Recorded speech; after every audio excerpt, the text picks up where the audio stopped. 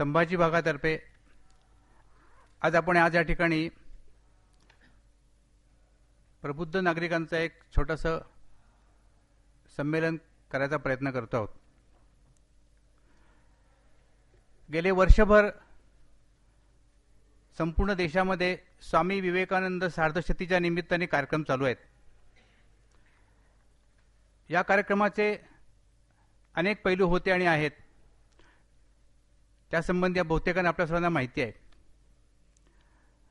आजच्या कार्यक्रमाचं प्रयोजन असं आहे, पुणे महानगरामध्ये आपले 6 भाग आहेत, त्यातील एक भाग हा संभाजी भाग आहे। त्या भागाचा मी अनिल फौजदार कार्यवाह आहे। आपल्या सर्वांचं मी पुन्हा एकदा स्वागत करतो। आजच्या कार्यक्रमाचे 2 भाग आहेत, आपल्या सर्वांना माहिती आहे, आपण निमंत्रण पत्रिका काढलेली आहे। पहिल्या भागामध्ये प्रास्ताविक, दीप प्रज्वलन आणि त्यानंतर माननीय जयंतरावांचं आपल्यासमोर प्रबोधन होणार आहे। दुसऱ्या सत्रामध्ये राष्ट्रीय स्वयंसेवक संघाचे सरकार्यवाह माननीय भैयाजी जोशी आपल्या समवेत असणार आहेत। त्यांनी अशी इच्छा व्यक्त केली आहे की आपल्या सर्वांच्याबरोबर संवाद साधावा, म्हणून कार्यक्रमाचं नावसुद्धा आपण संवादच ठेवलेलं आहे। त्यांचं थोडंसं बोलणं, त्यांच्याबरोबर प्रश्नोत्तरं, आपल्या सर्वांना काही हवी असेल तर माहिती, असा एक छोटासा कार्यक्रम आहे आणि त्या कार्यक्रमानंतर आपल्या सर्वांच्याकरता भोजनाची व्यवस्था आहे। आत्ताच्या कार्यक्रमामध्ये व्यासपीठावरती जे आपले बसलेले आहेत त्यांचा परिचय करून देतो। पुणे महानगर संघचालक माननीय शरद बळवंत घटपांडे, बापू या नावाने परिचित सर्वांना। भारत हायस्कूल या शाळेमधून उपमुख्याध्यापक म्हणून निवृत्त झाले। राष्ट्रीय स्वयंसेवक संघाच्या जनकल्याण समितीच्या माध्यमातून जी सेवा कार्य संपूर्ण महाराष्ट्रभर उभी राहिली, त्या कार्यामध्ये त्यांचा मोठा हातभार होता। आज ते महानगराचे संघचालक आहेत, पण पुण्यातील अन्य सर्व जबाबदाऱ्या तरी संघाच्या त्यातून ते गेलेले आहेत। आपल्या संभाजी भागाचे संघचालक प्रमोद श्रीधर डोरले, प्रमोदजी मूळचे मलकापूरचे आहेत, तिथल्या महाविद्यालयामध्ये प्राचार्य होते। महाराष्ट्र सरकारचा आदर्श शिक्षक पुरस्कार देखील त्यांना मिळालेला आहे। विवेकानंद त्यांचा आवडीचा जिव्हाळ्याचा विषय आहे, वीक पॉइंट म्हणूया आपण। अध्यात्म आणि विज्ञान यासंबंधी त्यांनी पुस्तकं देखील लिहिलेली आहेत। एन्सायक्लोपीडिया कोलंबिया या कोलंबिया विद्यापीठाने केलेल्या ग्रंथामध्ये 28 ग्रंथापैकी 22 ग्रंथांच्या मध्ये त्यांचं लिखाण आपल्याला उपलब्ध आहे। आज आपल्या ह्या संभाजी भागाचे ते माननीय संघचालक आहेत। आजच्या आपल्या कार्यक्रमाचे जे प्रमुख पाहुणे आहेत, माननीय जयंत श्रीकांत सहस्रबुद्धे, विज्ञान भारतीच्या माध्यमातून आपल्या सर्वांना त्यांचा परिचय आहे। नुकत्याच झालेल्या टेक सेवा कार्यक्रमात सुद्धा जे आपले कार्यकर्ते नागरिक होते त्यांना त्यांचा परिचय आलेला आहे। BSc टेक इलेक्ट्रॉनिक इंजिनियर शिक्षण झाल्यानंतर 1989 पासून पूर्णवेळ संघाचे प्रचारक आहेत आणि आज विज्ञान भारती आपल्या संघटनेचे ते अखिल भारतीय संघटन मंत्री आहेत। संपूर्ण देशभर प्रवास चालू असतो, त्यानिमित्ताने ते आज आपल्या या कार्यक्रमामध्ये या ठिकाणी आलेले आहेत। आजच्या या कार्यक्रमाची सुरुवात आपण दीपप्रज्वलनाने करणार आहोत। मी व्यासपीठावरील मान्यवरांना विनंती करतो की त्यांनी दीपप्रज्वलन करून आजच्या आपल्या कार्यक्रमाची सुरुवात करावी। काळे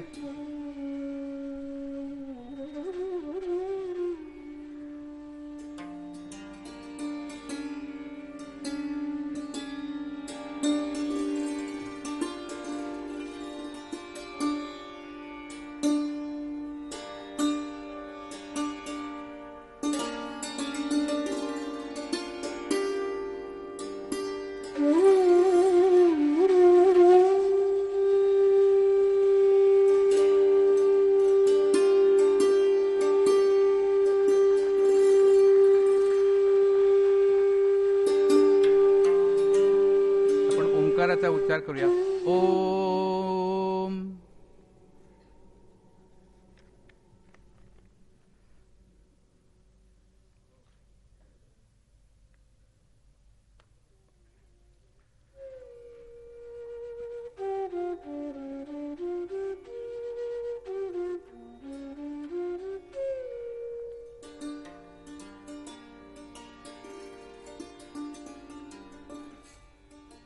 सुरुवातीला आपल्या भागाचे संघचालक प्रमोदजी आपल्यासमोर प्रास्ताविक ठेवतील. त्यानंतर एक वैयक्तिक गीत होईल आणि त्यानंतर माननीय जयंतरावांचं आपल्यासमोर बोलणं होईल. मी प्रमोदजींना अशी विनंती करतो की त्यांनी आपल्यासमोर प्रास्ताविक ठेवा. प्रमोदजी डोरले.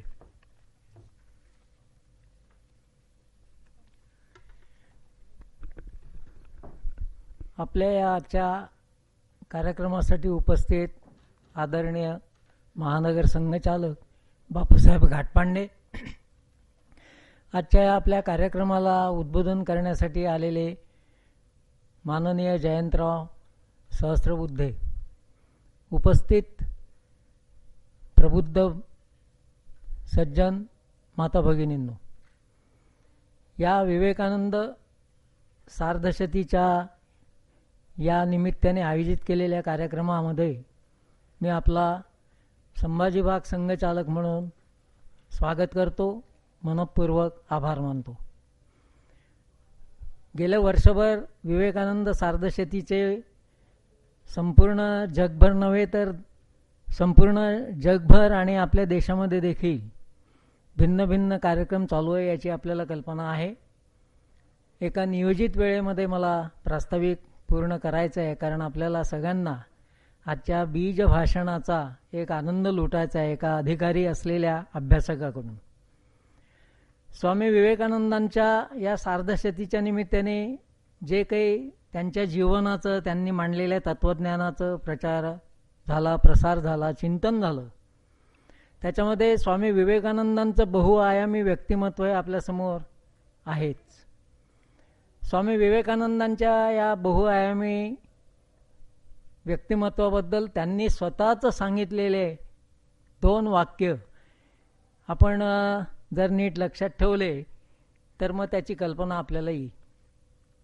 स्वामी विवेकानंदांचं तसं कार्यभाग शिकागोच्या धर्मपरिषदेनंतर 1893 ते 97 इंग्लंड आणि अमेरिकेमध्ये केलेलं वेदांताचं कार्य, 97ला आपल्या भारतभूमीला परत आल्यानंतर 1902 पर्यंत कोलंबो ते अल्मोरा आणि या विविध प्रसंगांनी त्यांनी आपल्या भारतीयांसमोर ठेवलेले विचार, म्हणजे उणेपुरे 10 वर्ष, आणि शेवटच्या काळामध्ये त्यांची दिवसेंदिवस मधुमेहामुळे पोखरत झालेली प्रकृती, हा सगळा कालखंड लक्षात घेता त्यांना तसे 9 वर्षच मिळाले. पण आपल्या एका गुरुबंधूशी बोलताना स्वामी विवेकानंद असं म्हणाले की पुढल्या 1500 वर्षामध्ये कोणी काहीही नवीन मांडू शकणार नाही, इतकं मी आपल्यासमोर सगळ्यांसमोर मांडलंय. आता 9 वर्षामध्ये पुढल्या 1500 वर्षामध्ये कोणीही मांडू शकणार नाही, यावरून त्यांच्या चिंतनाची, त्यांच्या क्षमतेची, त्यांच्या प्रज्ञेची झेप आपण लक्षात घेऊ शकतो. आणि बंधूंनो, आपण स्वामी विवेकानंदांचं साहित्य आता अधिकाधिक प्रकाशित होत चाललेलं, आतापर्यंत अप्रकाशित असलेलं या निमित्ताने जे येते, आणि विशेषतः त्यांचे पाश्चात्य शिष्य त्याच्याबद्दलचं जे अहममिकेने त्याचं रसभरीत वर्णन आपल्याला करून सांगतात आहे, त्याच्यावरून स्वामी विवेकानंदांचं हे वाक्य आपल्याला खरोखर मान्य करावं लागते. आणि दुसरं एक वाक्य त्यांनी स्वतःच सांगितलं होतं की माय मिशन इन लाईफ कोणतं आहे, तर त्याचं विवेचन करताना त्यांनी असं म्हटलं होतं की to put Sanatan Dharma and Vedanta in new terminology of the science, हे माझं मिशन आहे. आणि स्वामी विवेकानंदांनी ते मिशन अत्यंत चांगल्या प्रकारे पार पाडल्याचं संपूर्ण त्यांच्या जीवनचरित्राचं सार आपल्यासमोर लक्षात येते की हे जे मिशन आहे आधुनिक काळाचं असलेलं, त्या आधुनिक काळामध्ये आमचा सनातन धर्म हा टिकतो का टिकत नाही, अशा धारणेतून त्यांनी जे धर्माचं विवेचन केलेलं आहे, वैज्ञानिक विवेचन केलं आहे, त्याच्याबद्दल आपण ऐकणारच आहोत. ते पाहिलं की विलक्षण आश्चर्य वाटते. आणि ह्या संदर्भामध्ये त्यांनी स्वतःचं मिशन म्हणून उण्यापुऱ्या 9 वर्षामध्ये इतकं प्रचंड काम करून ठेवलेलं आहे की त्या शतकामधलं विज्ञान आज जे 20व्या शतकात 21व्या शतकामध्ये क्वांटम फिजिक्समुळे सूक्ष्मातिसूक्ष्मकडे वळते आहे. आणि त्याच्यामधून जे काही अनेक वैज्ञानिक सत्य आपल्याला सापडतात आहे, ते सत्य सनातन धर्म वेदांत धर्माने मांडलेले तत्वज्ञानच आहे, असं आता श्रॉडिंजर सारख्या नोबेल पारितोषिक विजेत्यापासून तर सर जेम्स जीन्स सारख्या खगोल विज्ञान शास्त्रवेत्यापर्यंत एकमुखानी हे आपल्याला त्याचा निर्वाळा देतात आहे. हे विज्ञान ज्यावेळेला त्या काळामध्ये विवेकानंदांनी मांडलं, सर जेम्स जीन्सने सरळ ह्याचा निर्वाळा देताना असं म्हटलं की भारतीय सनातन धर्माचं जे अध्यात्मशास्त्र आहे त्याच्यापर्यंत आता फिजिक्स जाते आहे की काय, अशा तऱ्हेचा एक टर्निंग पॉईंटवर फिजिक्स आला आहे. Now physics has turn into metaphysics असं त्यांनी म्हटलं. आणि श्रॉडिंजर म्हणतो की उपनिषदाचं वेदांचं तत्वज्ञान जे मांडलं त्याच्यामध्ये मला इलेक्ट्रॉनची व्याख्या मिळाली, तदे जती तन्ने जती तद्दूरे तत्समीपके. ही त्या काळामध्ये 5000 वर्षापूर्वी भारतीयांच्या अध्यात्मशास्त्रामध्ये केलेली इलेक्ट्रॉनची ही शास्त्रशुद्ध व्याख्या आहे. हे दोनच उदाहरणांचं चिंतन जर आपण केलं तर त्या काळामध्ये स्वामी विवेकानंदांनी सनातन धर्माचं वेदांत धर्माच्या निमित्ताने जे काही त्या ठिकाणी मांडणी केली आहे, ॲग्रेसिव्ह हिंदुइझम हा अत्यंत चांगला शब्द त्यांची शिष्या भगिनी निवेदितीने त्यांच्याबाबत वापरलेली, की स्वामी विवेकानंदांनी अतिशय ॲग्रेसिव्हली हिंदुइझम, हिंदू तत्वज्ञान, वेदांत, उपनिषद मांडलाय. आजच्या ह्या काळामध्ये ज्याला आपण स्पेस युग म्हणतो, कॉम्प्युटर एज म्हणतो, त्या काळामध्ये वावरणारे तुम्ही आपण सगळे प्रबुद्ध नागरिक आहात. ह्या दृष्टिकोनातून जर स्वामी विवेकानंदांचं चिंतन, त्यांच्या विचारांचं चिंतन, वेदांताचं चिंतन केलं तर स्वामी विवेकानंदांच्या काळामध्ये साहेब वाक्यम प्रमाणम ह्या एका न्यूनगंडामधून स्वामीजींनी भारताला शिकागोच्या धर्म परिषदेतला सांस्कृतिक दिग्विजय करून बाहेर काढलं. ह्या दृष्टिकोनातून जर आपण आज चिंतन केलं तर विज्ञान म्हणजे ही जणू काही पाश्चात्यांनी दिलेली आम्हाला देणगी आहे आणि विज्ञानाच्या बाबतीमध्ये भारतीय म्हणजे अजिबातच गैरविते होते. अशा तऱ्हेचा एक दुसरा ज्ञानात्मक हीनगंड जो अजूनही आपल्यामध्ये वर्क करतो तो निश्चित स्वामी विवेकानंदांच्या या विज्ञान नष्ट भूमिकेतून नष्ट होईल. आणि तो नष्ट झाल्यानंतर संपूर्ण जग, स्वामी विवेकानंदांनी म्हटलं आहे की वर्ल्ड मस्ट बी कॉन्कर, आपल्याला थांबता येणार नाही. ते त्या अतिशय त्यांच्या त्या भावपूर्ण भाषणामध्ये एका ठिकाणी म्हणतात की आपल्याला थांबता येणार नाही, आपल्याला जग जिंकावंच लागेल. आणि ते जिंकणं not with the help of sword but with the help of spirituality, because it is the mission of my motherland, my eternal motherland. हा एक त्यांचा संदेश या विज्ञानाच्या माध्यमातून आपण ग्रहण करावा एवढी आपल्याला विनंती करून मी माझं हे प्रास्ताविक संपवतो. धन्यवाद.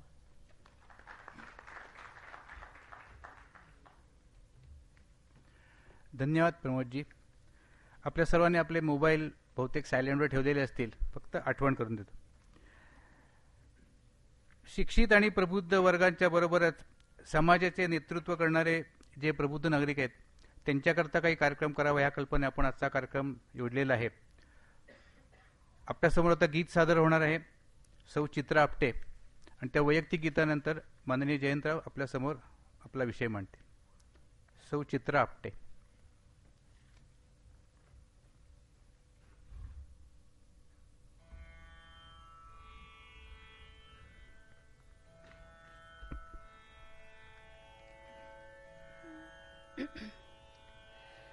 निर्माणों के पावन युग युग में हम चरित्र निर्माण न भूले, निर्माणों के पावन युग में हम चरित्र निर्माण न भूले। स्वार्थ साधना की आंधी में वसुधा का कल्याण न भूले, निर्माणों के पावन युग में हम चरित्र निर्माण न भूले। माना अगम अगाध सिंधु है, संघर्षों का पार नहीं है, किंतु डूबना मझधारों में साहस को स्वीकार नहीं है। जटिल समस्या सुलझाने को नूतन अनुसंधान न भूले, निर्माणों के पावन युग में हम चरित्र निर्माण